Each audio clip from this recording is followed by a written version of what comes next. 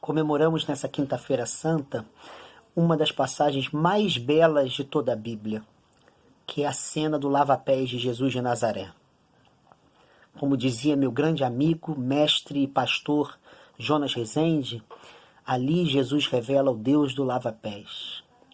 Por um lado, é uma festa da humildade, mas não a humildade que significa auto-humilhação, auto-rebaixamento ou simplesmente modéstia. Humilitas, da onde vem a palavra humildade, é a palavra latina que decorre diretamente da outra palavra humus, que significa terra fértil ou terra fecunda. Por isso, humildade, muito mais do que rebaixamento de si, é tornar-se fecundo ou fecunda para que os outros possam florescer. Ora, esse tipo de experiência de fecundidade aparecia numa virtude judaica muito valorizada no tempo de Jesus e antes mesmo da vinda de Jesus ao mundo, que é a virtude da hospitalidade. Essa capacidade que a gente tem de receber o outro na nossa casa e colocar tudo que nós temos para fortalecer o caminho do outro. Judeus e judias lavavam os pés ou deixavam vasilhas com um jarro d'água e um pano ao lado para as pessoas fortalecerem seus passos depois que elas continuarem o caminho. Da mesma forma, elas ofereciam alimento para a pessoa ir sem fome, continuar a sua caminhada. Por isso, muitas vezes, quando um atleta está correndo numa maratona e está cansado e alguém lhe oferece água, ele joga na cabeça e também nos pés para que possa sentir um revigoramento e continuar a correr com uma performance mais elevada. Algo acontece também na cena do lava-pés. É o outro que é fortalecido. E por isso a humildade se expressa. Porque ao oferecer tudo que nós temos para que o seu caminho possa ser potencializado e fortalecido, nós nos tornamos fecundos ou fecundas para que a sua caminhada floresça com mais plenitude. Por isso, o lava-pés traz para a nossa fé e a nossa espiritualidade algumas questões. Quantas pessoas florescem por causa de nós? Somos nós terra fecunda ou obstáculo intransponível? Os outros se elevam através de nós ou a nossa presença diminui a cada um deles e delas? Quem somos nós na relação com os outros e as outras? No momento da pandemia do coronavírus, as nossas palavras lavam os pés dos outros? Os nossos ouvidos acolhem a dor dos outros? Somos uma presença que permite que os outros se fortaleçam? O Deus do lava-pés é esse, que só é Deus, porque permite com que todos nós possamos florescer. Que nessa Semana Santa e nessa Quinta-feira Santa, nós possamos reavaliar o sentido da nossa caminhada de fé e de espiritualidade. Somos tanto mais seguidores e seguidoras de Jesus de Nazaré, quanto mais nossa vida favorecer o desenvolvimento, o crescimento e a liberdade da vida alheia. Se não for assim, nós temos um conjunto de ídolos e muitas crenças, mas jamais o Deus do lava-pés. Que esse Deus nos abençoe. Amém.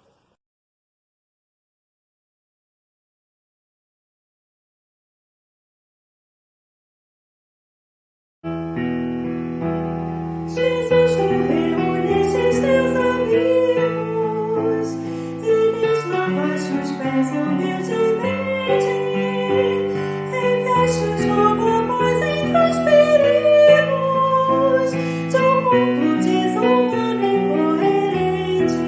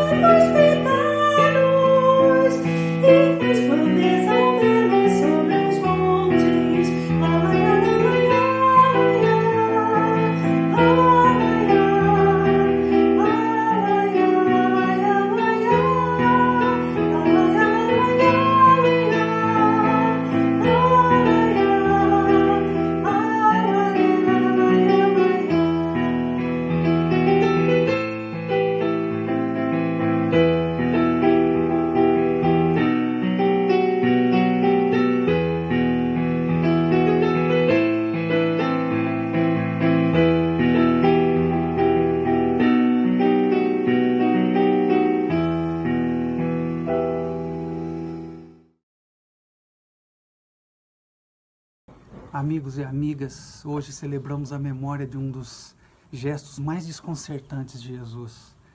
Durante uma refeição, Jesus tira a sua túnica, cinge-se de uma toalha e passa a lavar os pés dos discípulos. O gesto de Jesus é tão desconcertante quanto foi a sua entrada em Jerusalém, montado naquele burrinho. Lá, segundo João, os discípulos não entenderam. E aqui é Pedro que não entende. Não cabe na sua cabeça, como não cabe também na nossa, que Deus não seja um soberano celeste que nos olha desde cima, mas que seja um parceiro que nos olha de frente. Quem ama nunca olha de cima para baixo. Não se pode amar olhando de cima para baixo. Por isso o amor produz sempre a liberdade, a comunhão e, sobretudo, a confiança, jamais a submissão. Por isso, na esfera divina não há lugar para pirâmides, uns embaixo, outros em cima, uns mandando, outros obedecendo, uns exercendo autoridade, outros se submetendo. Lembram-se do Evangelho de Lucas? Entre vocês, que não seja assim. Então o gesto de Jesus confunde, porque redefine a ideia de poder. Poder não é dominar, tiranizar, oprimir. Poder não é ser dono, não é imposição. Como diz Pagola, ninguém está acima de ninguém. O padre não é dono da paróquia, o pastor não é dono da igreja. Olhemos para Jesus, não impõe, ele não grita, ele não domina, ele não controla, ele não se arroga títulos, adjetivos. E não há nada mais poderoso do que o seu olhar, que nunca é de cima para baixo. Então, para Jesus a coisa mais poderosa é tratarmos o mundo que nos circunda, respeitando a dignidade de cada ser, de tudo que existe, com amor e reverência. Não o amor ao poder, mas o poder desse amor, como disse Agostinho lá atrás e mais recentemente Rubem Alves. O poeta Heraldo Maia traduziu esse gesto desconcertante de Jesus em um poema que tem como núcleo o pequeno e poderosíssimo verbo servir. A atitude mais libertadora é servir. A melhor religião é servir. O caminho de fato gratificante nessa vida é servir. A verdadeira yoga, para quem a pratica, é servir. A maior das meditações, para quem gosta, é servir. A fonte de toda felicidade é servir. O bálsamo para as nossas feridas é servir. O alimento para a nossa alma é servir. O que nos leva à paz e a nos sentirmos integrados na vida é servir.